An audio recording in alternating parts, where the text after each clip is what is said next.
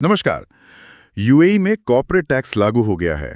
ये एक बहुत बड़ा बदलाव है क्योंकि काफी समय से यूएई की पहचान एक टैक्स फ्री जगह की रही है। आज हम इसी पर बात करेंगे। हमारे पास कुछ सरकारी दस्तावेज है, केस स्टडीज है और विश्लेषण भी। समझेंगे कि ये नया टैक्स सिस्टम क्या है, कारोबार पर इसका क्या असर पड़ रहा है और कंपनियां मतलब कैसे एडजस्ट कर रही हैं। बिल्कुल। और देखिए, ये कदम सिर्फ रेवेन्यू के लिए नहीं है, ये वैश्विक टैक्स नियमों के साथ जुड़ने और पारदर्शिता यानी ट्रांसपेरेंसी लाने की भी एक कोशिश है। यूएई के लिए वाकई एक बड़ा आर्थिक मोड़ है। हाँ, ये तो है।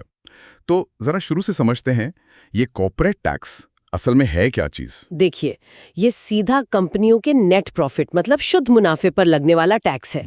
1 जून 2023 से लागू हुआ है, या फिर अगर कंपनी का फाइनेंशियल ईयर अलग है तो उस हिसाब से। रेट्स काफी सीधे हैं। एईडी 3,75,000 तक के टैक्सेबल प्रॉफिट पर 0% और उससे ऊपर 9%। सिर्फ 9%? हाँ, स्टैंडर्ड रेट 9% है। हालांकि जो बहुत बड़ी मल्टीनेशनल कंपनियां हैं एमएनएस, उन पर शायद ओईसीडी के पिलर 2 फ्रेमवर्क के तहत वो एक अलग 15% की दर हो सकती है। ये एक ग्लोबल मिनिमम टैक्स की बात है। और हाँ, ये ध्यान रखना जरूरी है कि ये वीएटी नहीं है। वीएटी तो चीजों और सेवाओं की बिक्री पर लगता है, वो अलग है। अच्छा, ये क्लैरिटी जरूरी थी। तो ये 9% टैक्स देना किसे किसे पड़ेगा? क्या हर बिजनेस को? नहीं, हर किसी को नहीं। ये मुख्य रूप से उन सभी व्यवसायों और व्यक्तियों पर है जो यूएई में कमर्शियल लाइसेंस के तहत काम कर रहे हैं। फ्री जोन बिजनेस भी इसमें आते हैं, पर कुछ शर्तों के साथ। विदेशी कंपनियां जो यहाँ रेगुलर बिजनेस करती हैं, banking operations, real estate business जैसे मैनेजमेंट, कंस्ट्रक्शन, ब्रोकरेज, ये सब। समझ गया। तो आम आदमी की सैलरी या बैंक में रखे पैसे का ब्याज, वो सब इसके दायरे से बाहर है? हाँ, बिल्कुल। व्यक्तिगत आय जैसे वेतन या पर्सनल बैंक डिपॉजिट या सेविंग्स पर मिला ब्याज, इन पर ये टैक्स नहीं है। अगर कोई अपनी पर्सनल कैपेसिटी में रियल एस्टेट या शेयर्स में निवेश करता है तो उससे होने वाली आय भी बाहर है। और छूट किसे मिली है? कोई खास सेक्टर? हाँ, जो व्यवसाय प्राकृतिक संसाधनों के निष्कर्षण में लगे हैं, मतलब जैसे तेल और गैस, उन्हें छूट है। उन पर अमीरात लेवल पर अलग टैक्सेशन होता है।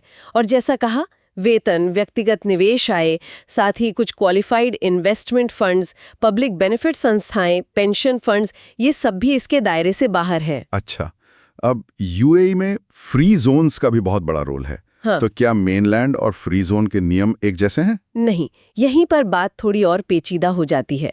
मेनलैंड बिजनेस के लिए तो सीधा 0% या 9% वाला नियम है, लेकिन फ्री जोन में कंपनियां क्वालिफाइंग फ्री जोन पर्सन यानी QFZP का दर्जा हासिल कर सकती हैं। अगर वो ये दर्जा पा लेती हैं तो अपनी क्वालिफाइंग आय पर 0% टैक्स का फायदा उठा सकती है। क्वालिफाइंग आय ये क्या होती है? क्वालिफाइंग आय मतलब कुछ तय की गई गतिविधियों से होने वाली कमाई, जैसे माल बनाना या उसकी प्रोसेसिंग करना, शेयर्स या सिक्योरिटीज होल्ड करना, जहाज़ों का मालिकाना हक या मैनेजमेंट, री इंश्योरेंस, फंड मैनेजमेंट, लॉजिस्टिक्स, ऐसी कई चीजें। तो ये QFZP बनना आसान है? क्या शर्तें हैं इसके? आसान तो नहीं कहूंगी, कुछ शर्तें हैं। पहली, फ्री जोन में आपकी पर्याप्त उपस्थिति यानी एडिक्वेट सब्सटेंस होना चाहिए। सब्सटेंस मतलब सिर्फ नाम के लिए ऑफिस नहीं चलेगा? बिल्कुल। असल में ऑफिस, कर्मचारी, एसेट्स, वहां से निर्णय लिए जाने चाहिए। दूसरी शर्त, आपकी आय क्वालिफाइंग होनी चाहिए।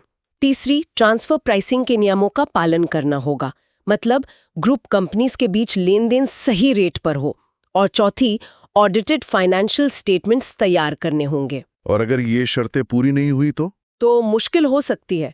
एक और अहम शर्त है, आपकी जो नॉन क्वालिफाइंग आय है, मतलब जो उन तय गतिविधियों से नहीं आ रही, वो कुल रेवेन्यू के 5% या AED 5 मिलियन, जो भी कम हो उससे ज्यादा नहीं होनी चाहिए। अगर इनमें से कोई भी शर्त पूरी नहीं होती तो QFZP का दर्जा उस साल और अगले 4 सालों के लिए जा सकता है। और फिर पूरी आय पर 9% टैक्स लगेगा? बाप रे, ये तो काफी सख्त नियम है। अच्छा, छोटे बिजनेस या स्टार्टअप्स का क्या है? उनके लिए कोई खास रियायत है? हाँ है, उनके लिए स्मॉल बिजनेस रिलीफ यानी SBR की व्यवस्था है। ये उन रेजिडेंट व्यवसायों के लिए है जिनका रेवेन्यू मतलब कुल आय किसी टैक्स पीरियड में AED 3 मिलियन से कम है। ये लिमिट 31 दिसंबर 2026 तक लागू है। अगर कोई बिजनेस SBR चुनता है तो उसे उस पीरियड के लिए टैक्स नहीं देना पड़ता और कागजी कार्रवाई भी कुछ कम हो जाती है। तो ये तो काफी अच्छा है छोटे कारोबारों के लिए। जी, लेकिन हाँ, ये मल्टीनेशनल कंपनियों की सब्सिडरी या QFZP पर लागू नहीं होता है।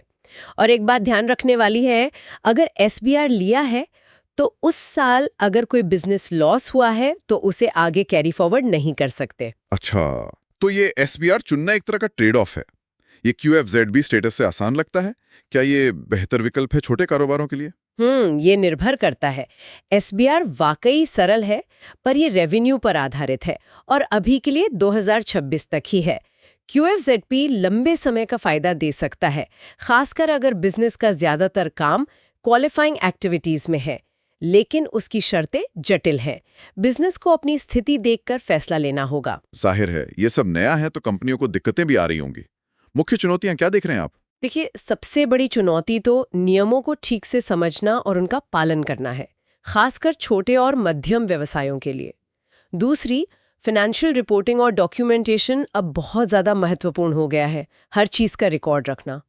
फिर अनुपालन की लागत, मतलब कंप्लायंस कॉस्ट बढ़ गई है, टैक्स सलाहकारों की फीस, नए सॉफ्टवेयर वगैरह।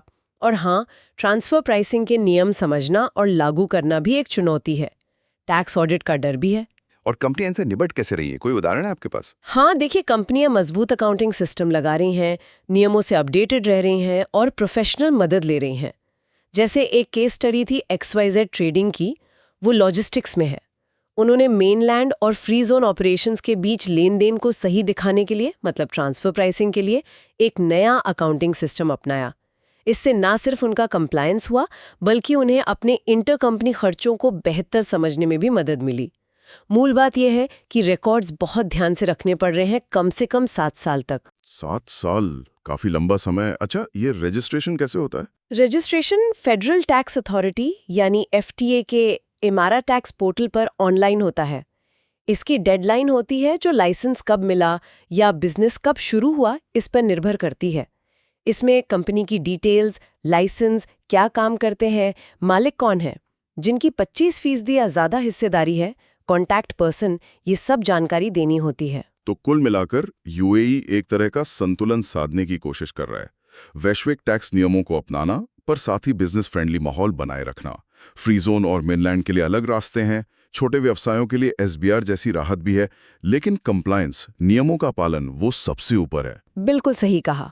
और एक बात सोचने वाली है कि ये जो नया टैक्स लैंडस्केप बन रहा है, खासतौर पर QFZP और SBR की जो बारीक शर्तें हैं, ये लंबे समय में UAE में किस तरह के बिजनेस को ज्यादा पनपने का मौका देगा। क्या इससे इनोवेशन पर फोकस बढ़ेगा या फिर कंप्लायंस पर ज्यादा जोर रहेगा, ये देखना दिलचस्प होगा। वाकई, ये सोचने वाली बात है। इस गहरी जानकारी के लिए आपका बहुत बहुत शुक्रिया।